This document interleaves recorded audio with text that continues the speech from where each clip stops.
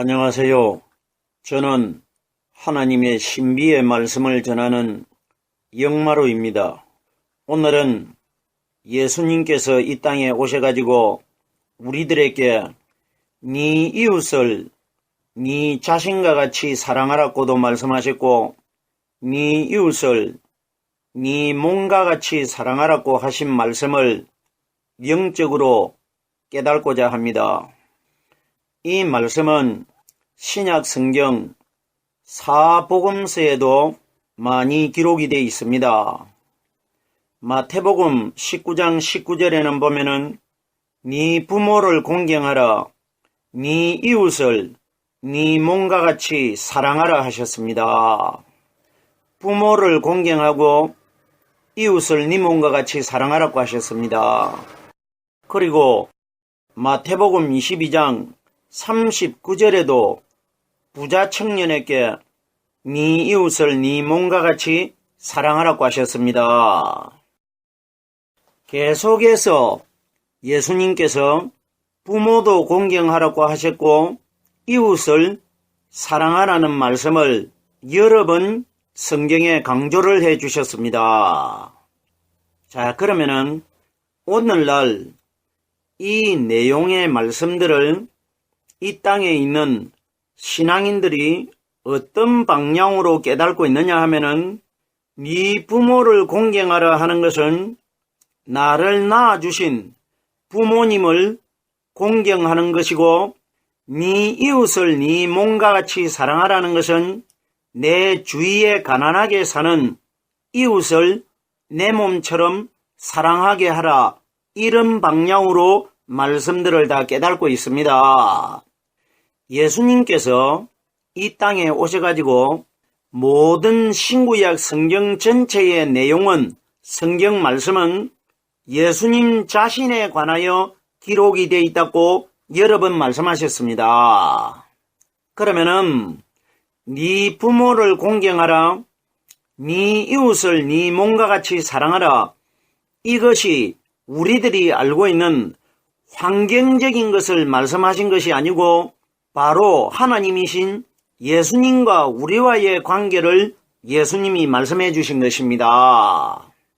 그러면 결론적으로 모든 성경은 우리 예수님에 관하여 다 기록이 되어 있다는 것은, 그러면 여기에 네 부모를 공경하고 네 이웃을 네 몸과 같이 사랑하라, 이렇게 하신 말씀은 바로 이 땅에 살고 있는 환경 속에서 나를 낳아주신 부모님을 공경하라, 주위에 있는 이웃을 사랑하라, 이렇게 기록되어 있는데 이건 어디까지나 비유입니다.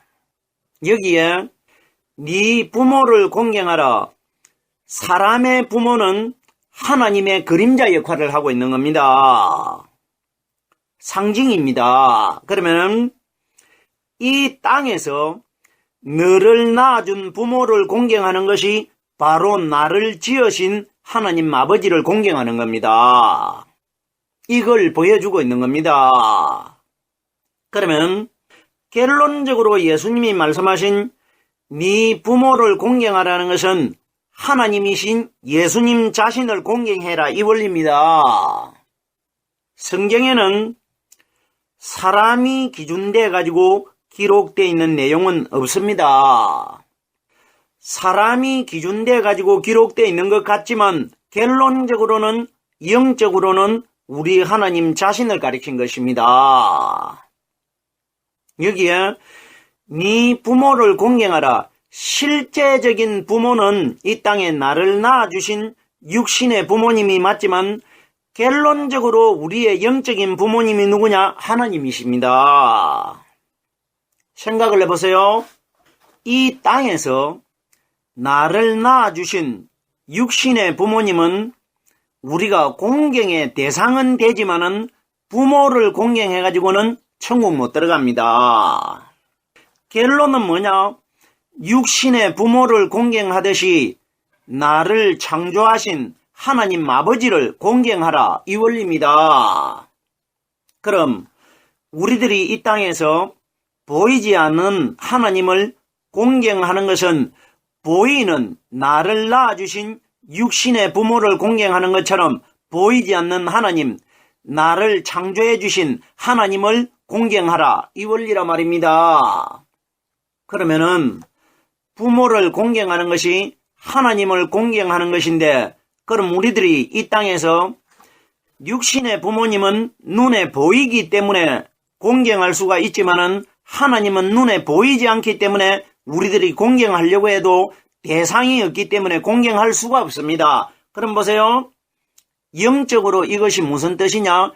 바로 우리에게 남겨져 있는 성경 말씀을 믿는 것이 바로 하나님을 공경하는 것입니다.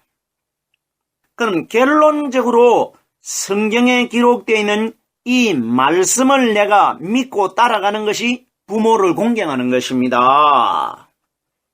그리고 예수님이 말씀하신 네 이웃을 네 몸과 같이 사랑하라.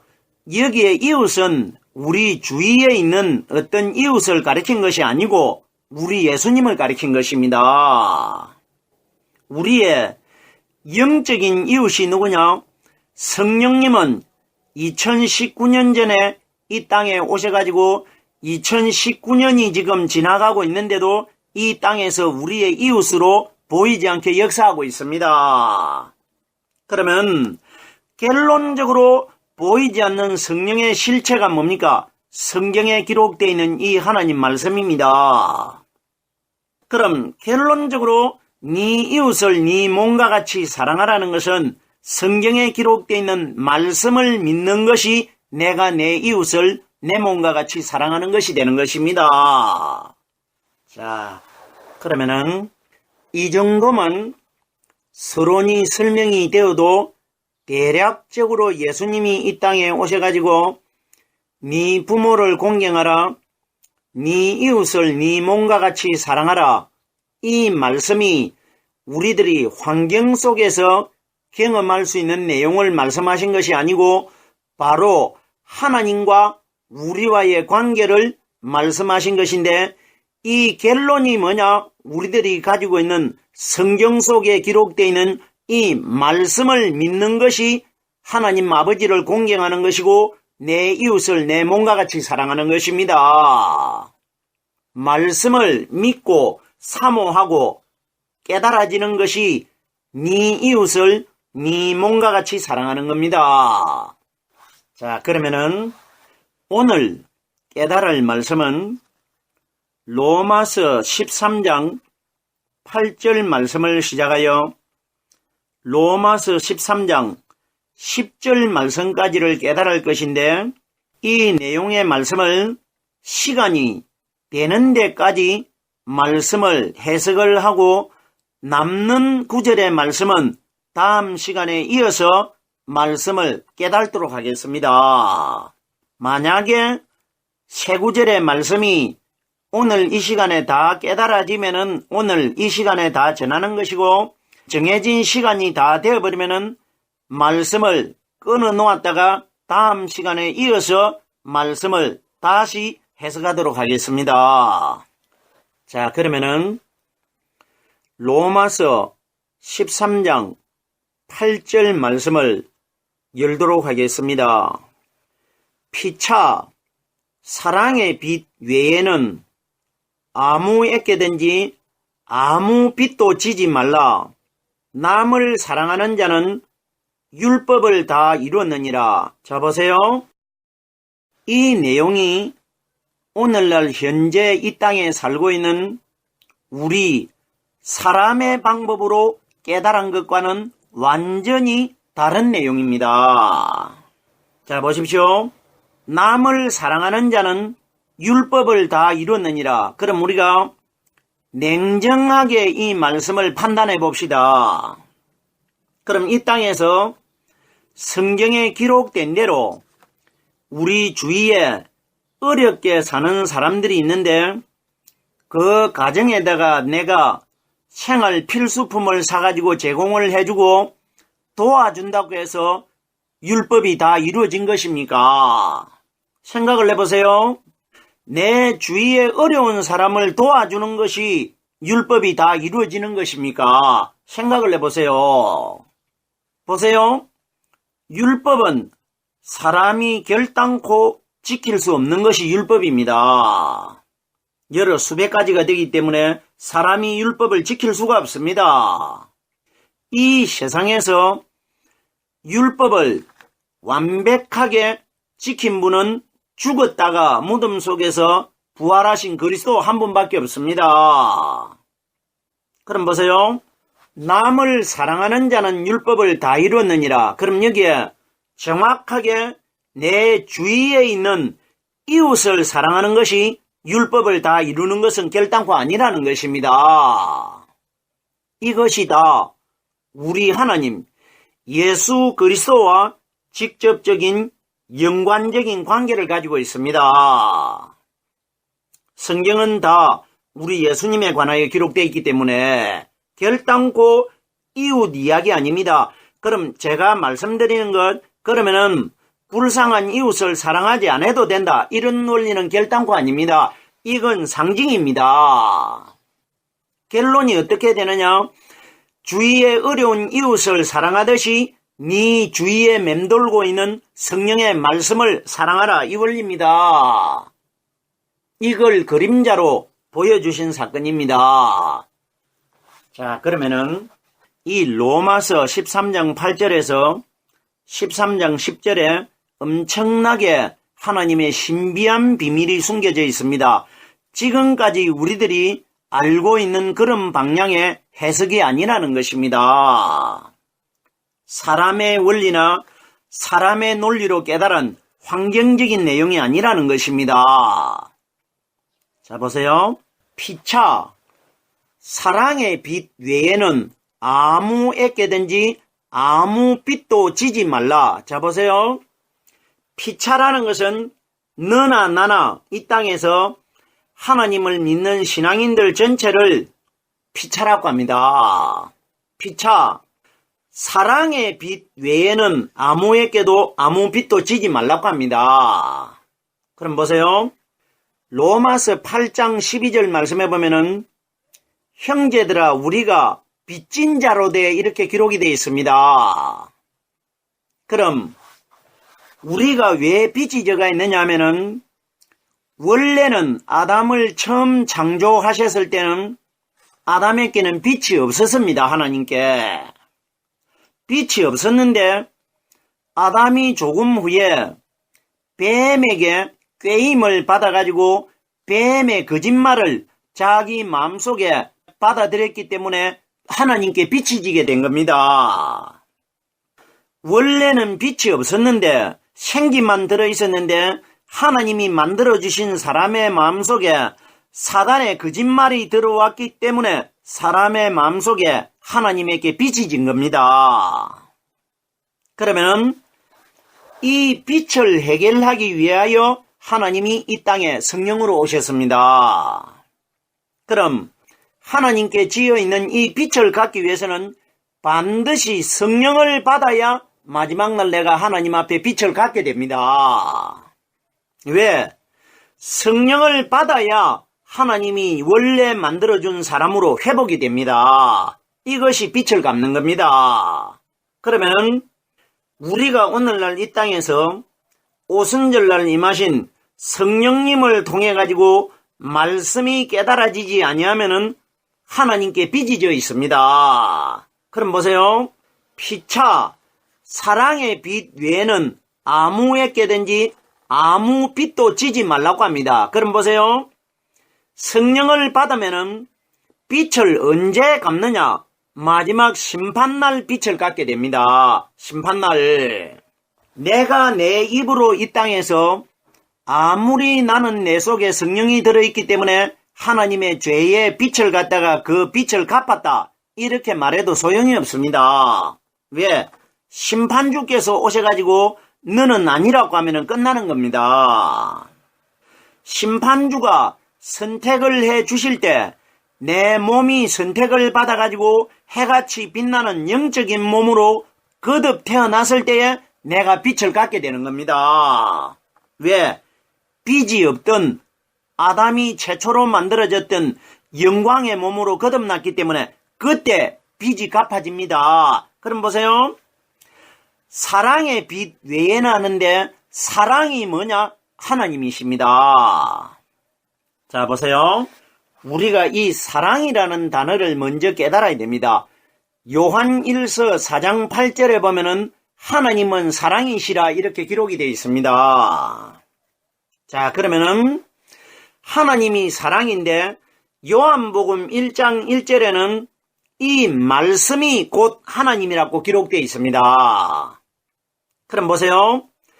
결론적으로 우리가 빛을 갚는 길은 말씀이 사랑이고 말씀이 하나님이시기 때문에 그러면 사랑의 빛 위에는 아무것도 지지 말라는 것은 성령 말씀 위에는 우리 마음속에 아무것도 가지지 말라 이 원리인 것입니다.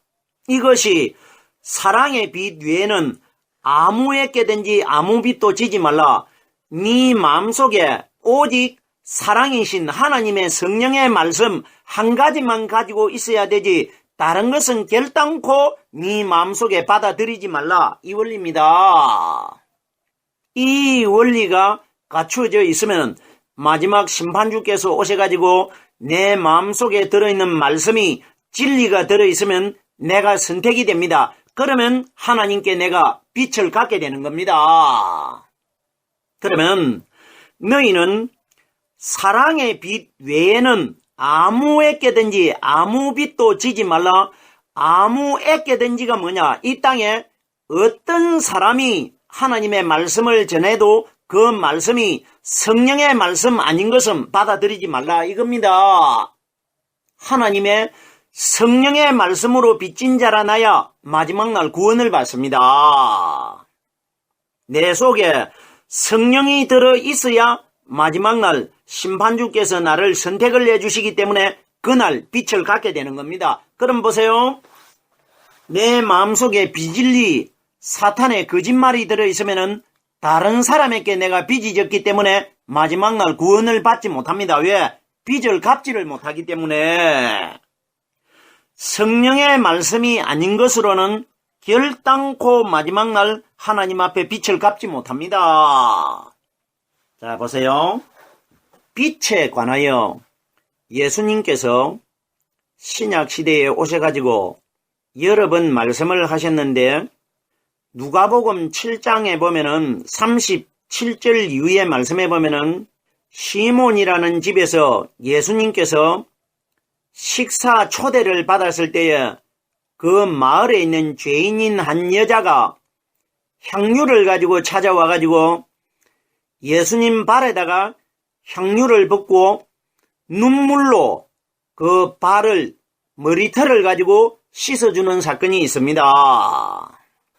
그때에 식사를 초대한 바리새인 시몬이라는 사람이 저 여자가 죄인인 것을 알았더라면은 자기 몸에 손을 대지 못할 것인데 마음속으로 이렇게 생각을 했습니다. 이 사건이 정말 있었느냐 없었느냐는 우리에게 중요하지 않습니다. 왜? 그 사건을 우리에게 가리키기 위해서 하나님이 말씀을 기록하신 것이 아니기 때문에 그 사건 속에는 예수님과 우리와의 관계가 기록되어 있는 겁니다. 자, 그럼 보세요. 예수님께서 시몬이라는 바리새인이 생각을 이렇게 하니까 예수님이 그 생각을 다 알고 있습니다. 시몬에게 묻습니다. 누가복음 7장 41절 말씀해 보면은 빚주는 사람에게 빚진 자 둘이 있는데 하나는 500데나리온을 졌고 하나는 50데나리온을 졌는데 그럼 빚준 자가 이 데나리온 빚진 자 둘을 갖다가 다 두 사람 모두 빚 전체를 갖다가 완전하게 탕감을 해 주셨다는 것입니다. 빚준 자가 다 탕감을 해 주었다는 것입니다. 이렇게 설명을 해놓고 예수님께서 집주인 시몬에게 묻습니다. 말을 하게끔 합니다. 네 생각에는 어떤 사람이 빚준 자, 어떤 사람이 더 사랑하겠느냐? 여기에 빚준 자가 하나님이십니다. 이렇게 예수님이 질문을 하니까 시몬이라는 바리새인이 어떻게 답을 하느냐 하면은 제 생각에는 많이 당감받은 자가 빚준 자를 더 사랑할 것입니다. 이렇게 대답을 하니까 우리 예수님께서 네 판단이 옳도다 이렇게 말해줍니다. 이 사건을 우리가 무슨 사건으로 깨닫고 있습니까? 여기에 500데나리온 빚진 자나 50데나리온 빚진 자나 똑같은 사건입니다. 500데나리온은 금액이 많고 50데나리온과는 금액이 비교가 되지 않는다. 이런 것은 우리가 계산할 필요가 없습니다. 왜? 예수님이 금액이 많고 적고를 말씀하신 것이 아니기 때문에 500데나리온이든 50데나리온이든 이건 오순절 성령을 가리킵니다. 성경에 나오는 5라는 숫자, 50 숫자, 500 숫자, 5000 숫자, 5만 숫자는 다 오순절 성령 숫자입니다. 자, 그러면은 빚진 자 둘이 있다는 것은 하나는 유대인들을 가리킨 것이고 하나는 우리 이방인들을 가리킨 것입니다. 그러면 오늘날 우리 사람의 마음속에 50일날 이 땅에 임하신 성령의 말씀을 가지지 못한 사람들은 다 하나님께 빚져 있다 이겁니다. 예수님이 이걸 말씀하십니다. 마지막 심판날 사람의 마음속에 이방인이나 유대인이나 그 마음속에 50일날 오신 성령의 말씀이 들어있지 않는 사람들은 이방인이나 유대인이나 빚준 자에게 하나님에게 다 빚이 져 있다 이 원리입니다. 자, 보세요. 우리가 말씀을 잘 깨달으십시오. 시몬이 어떻게 대답했느냐? 제 생각에는 많이 탕감받은 자가 빚준 자를 더 주인을 그 하나님을 더 사랑할 것입니다. 이렇게 말합니다. 이때 예수님이 네 판단이 옳도다 하는데 이건 무슨 원리냐? 너희들 사람의 원리로는 그 판단이 맞다 이겁니다. 내가 너희들에게 질문한 것은 영적으로 질문했는데 사람인 시몬은 육적으로 대답을 했다는 것입니다. 그러면 예수님이 질문하신 것은 영적인 질문이고 시몬은 육신적으로 대답을 했기 때문에 예수님 생각과 다른 겁니다. 그러면 너희 사람들이 생각할 때는 빚을 500데나리온을 탕감해 준 사람이 50데나리온 탕감받은 사람보다 더 하나님을 더 사랑하게 될 것이라. 하나님은 공의의 하나님입니다. 계자시만한 믿음이나 산만한 믿음이나 하나님이 사랑하시는 것은 똑같은 것입니다. 그럼 보세요. 500데나리온을 탕감받은 사람은 유대인들이고 50데나리온을 탕감받는 사람은 이방인들입니다. 그러면 이방인이나 유대인이나 마지막 심판날 겨자씨만한 믿음이나 산만한 믿음이나 똑같이 다 빚을 다 탕감받게 될 것이라 이 원리라 말입니다.